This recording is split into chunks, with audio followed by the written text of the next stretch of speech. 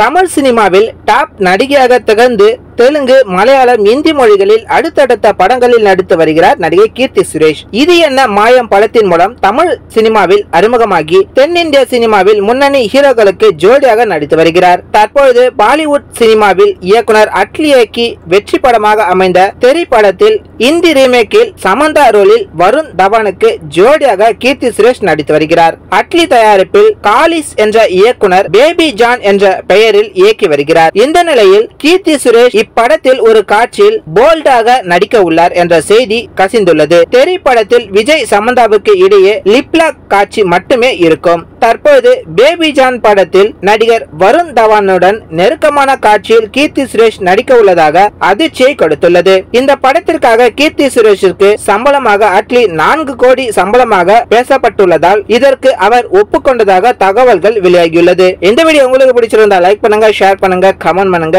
மறக்காம யோகி டாக்ஸ் சேனலை சப்ஸ்கிரைப் பண்ணுங்க.